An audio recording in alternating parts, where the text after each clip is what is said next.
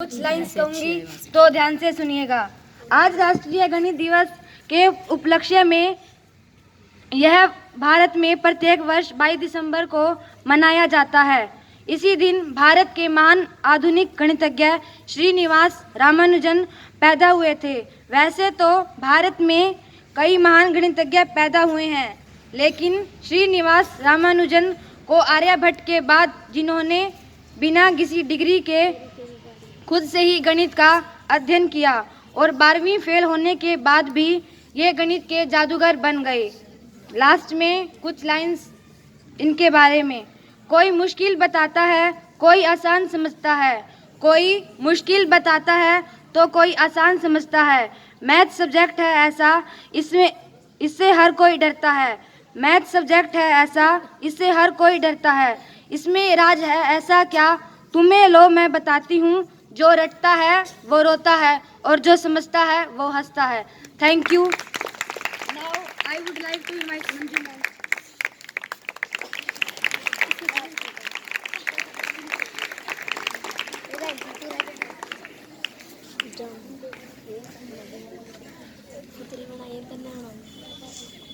आदर एवं मान के योग्य सभी स्टाफ मेंबर्स और प्यारे बच्चों, आप सभी को राष्ट्रीय गणित दिवस की बहुत बहुत बधाई। जैसा कि महक ने बताया, आज श्रीनिवास रामानुजन जो महान गणितज्ञ हुए हैं, आर्यभट्ट के बाद गणित की हस्तियों में इन्हीं का स्थान माना जाता है। आज उनका जन्म दिवस है और ये जिन्हें गणित प्रिय लगता है उनके लिए यह दिन एक उत्सव की भांति होता है। इस दिन बहुत सारे आयोजन विद्यालय स्तर पर, जिला स्तर पर और SCRT गुरुग्राम में भी वहाँ बहुत सारे आयोजन गणित से संबंधित क्विज करवाना, पहेलियाँ करवाना, ये सब करवाया जाता है। हम ये सब आज इसलिए थोड़ा सा नहीं करवा पाएंगे क्योंकि आज 10th क्लास की प्री बोर्ड की परीक्षा भी है, लेकिन बहुत छोटा सा 10 मिनट का एक प्रोग्राम बच्चों ने, छोटे बच्चों से हमने करवाया है, वो आपके लिए रेडी किया गया है। और उससे पहले मैं आपको एक स्टोरी छोटी सी सुनाना चाहूँगी। देखिए, श्रीनिवास रामानुजन की स्टोरी तो आप सब सुनते ही रहते हैं। वो तो महान हस्ती है, उनकी तुलना तो किसी से आज हो ही नहीं सकती। लेकिन जो हमारे स्थानीय मैथ्स जीनियस हैं, हम उनसे भी बहुत सारी प्रेरणा ले सकते हैं। और आज सुबह ही मैं जब बस में आ रही थी तो मैं सुमन मैम के पास बैठी थी। सुमन मैम को कितने बच्चे जानते हैं जो आंगनवाड़ी में पढ़ाते हैं? मैम सुमन मैम आपकी लोहारी वाली आंगनवाड़ी में ही पढ़ाते हैं। बहुत सारे बच्चे उनसे पढ़े भी होंगे। हाँ, बहुत, आप सभी ने उनको देखा भी होगा। वेरी गुड, हाथ नीचे कर लीजिए, शाबाश। आज सुबह ही मेरी उनसे बात हुई तो वो बता रहे थे, मैंने उनको बताया कि आज मैथ्स डे है, तो उन्होंने बताया कि मैथ्स में तो मेरी विशेष रुचि रही है। अभी मैम आंगनवाड़ी टीचर की पोस्ट पे हैं, लेकिन मैम अभी भी अपने घर पे 10th के बच्चों को मैथ्स की कोचिंग देते हैं। मैंने कहा, आपने मैथ्स कहाँ तक पढ़ा है मैम, आपने क्या किया हुआ है मैथ्स में? तो उन्होंने कहा कि मेरे पास +2 तक मैथ्स था। तो +2 को पढ़ के आज वो हांसी में बहुत अच्छे अच्छे स्कूल्स के बच्चों को, CBSE बोर्ड वाले बच्चों को भी कई सालों से वो कोचिंग दे रहे हैं। तो आप अपनी क्लास पढ़ के भी दूसरों को पढ़ा सकते हो। फिर मुझे इंटरेस्ट हुआ आपकी तरह, जैसे आपको लग रहा है कि ऐसा क्या, तो मैंने पूछा कि मैं आपकी स्टोरी आज बच्चों को सुनाऊंगी, आप मुझे बताइए कि आपकी मैथ्स में रुचि कैसे हुई, आपने कैसे पढ़ा, कैसे किया। तो उन्होंने बताया कि 10वीं तक तो मेरा बेस अच्छा था, मैं अच्छे तरीके से मैथ्स पढ़ी थी।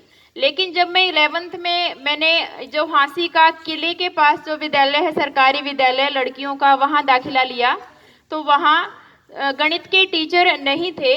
केवल एक टीचर डेपुटेशन पर हफ्ते में एक बार उनके पास आते थे और वो भी करनाल से। तो एक टीचर उनके पास पढ़ाने के लिए हफ्ते में केवल एक ही दिन उपलब्ध हो पाते थे।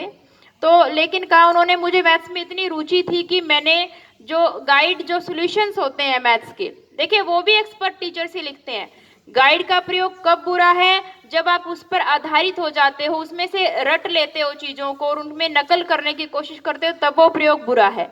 लेकिन यदि आप उसे सीखते हो, समझते हो कि उसने कैसे लिखा है, कैसे किया है, तब वो प्रयोग बुरे से अच्छे में बदल जाता है। इसका ये एक उदाहरण देखिए।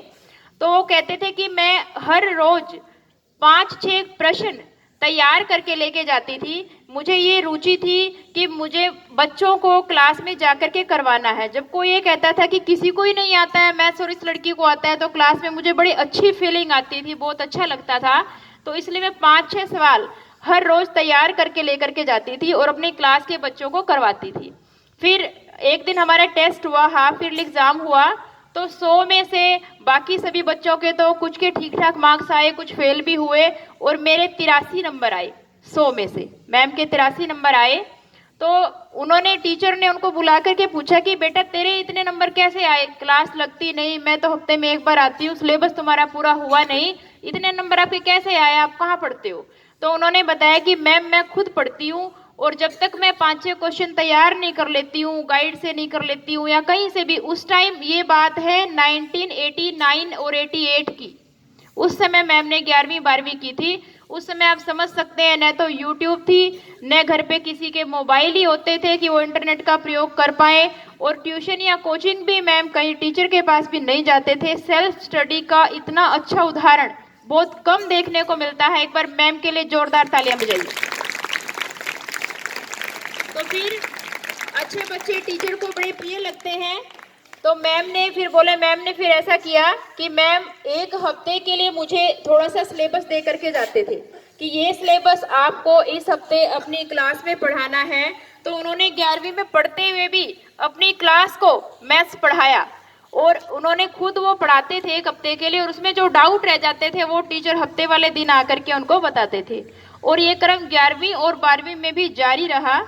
तो मैथ्स जीनियस होने के लिए जरूरी नहीं है, अब उन्होंने ये स्टोरी बाई चांस मुझे बता दी, उन्हें इस स्तर की पहचान भी नहीं मिली हुई है कि उन्हें क्योंकि वो बहुत सारे लोग ये सोचते होंगे भी ये टीचर तो आंगनवाड़ी में है तो इनका मैथ से क्या लेना देना। तो किसी के अंदर भी किसी भी तरह की प्रतिभा हो सकती है। यदि आपके पास भी कोई अच्छा, केवल मैथ्स में नहीं किसी भी विषय में आपको कोई अच्छा दिखता है, तो उसका उत्साह बढ़ाएं, उसकी तारीफ करें।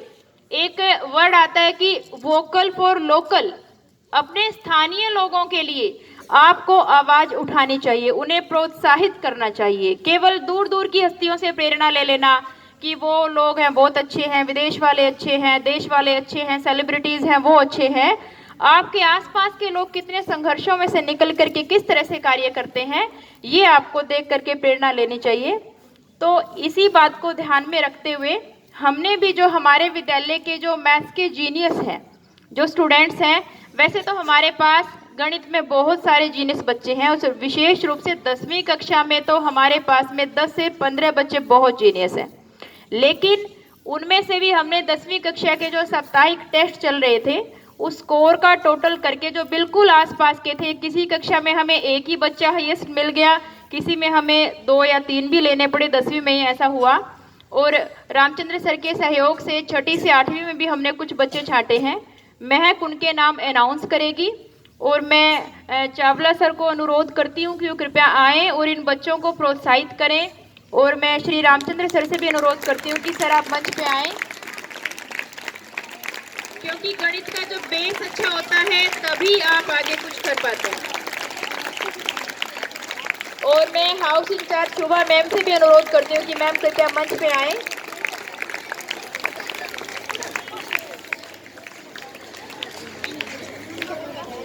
ये बच्चे आपको इनाम लेने के बाद में पहले इनको इनाम देंगे, इनको खुश करेंगे, फिर ये आपको मैथ्स के बारे में अच्छी अच्छी छोटी छोटी पोएट्री भी सुनाएंगे, आपका मूड बिल्कुल अच्छा कर देंगे। छोटी छोटी पोएट्री इन्होंने रेडी की है, और पहले इनके नाम अनाउंस करके एक बार इनको प्राइज देते हैं। एक बार स्काउट क्लैप कर दीजिए सभी बच्चों को।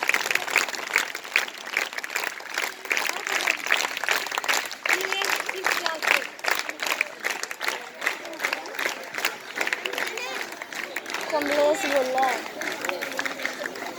रमन 7th B से 6th B से।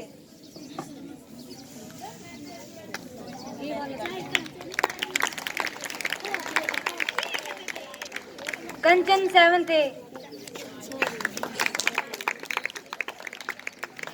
Rohit 7th B।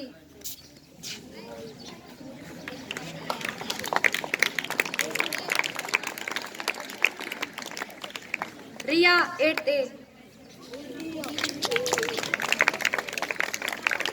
दीपक 8B।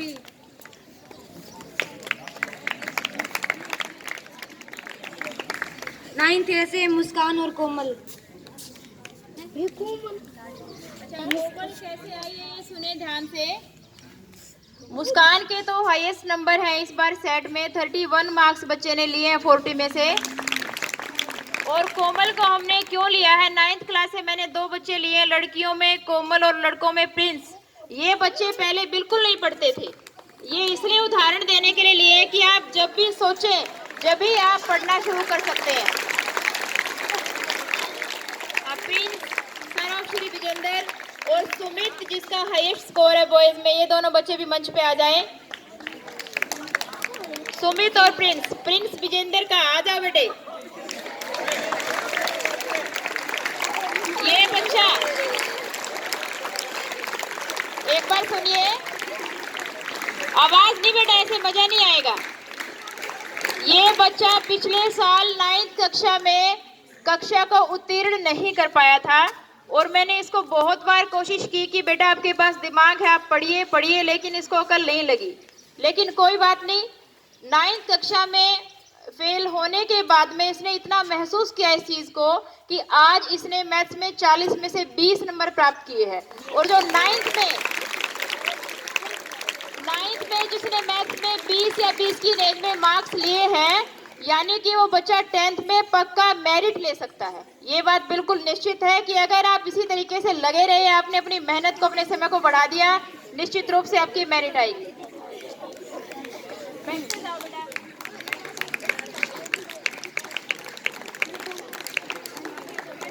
10th क्लास से कनिका, आरती, डिम्पी और यश। साप्ताहिक टेस्टों के आधार पर चयनित किए गए हैं और 10th के तो और भी बहुत बच्चे जीनियस हैं, लेकिन मैं चाहती हूँ कि वो अपने लेवल को और बढ़ाएं, इसलिए आज उनका नाम यहाँ अनाउंस नहीं करेंगे ताकि वो चाहें कि कुछ और ऐसा करें कि हमारा नाम भी यहाँ पे लिया जाए, इसलिए हम उनके ऊपर छोड़ते हैं। 10th B मासापाई और अंजलि। मसापाई और अंजलि भी उसी श्रेणी में है।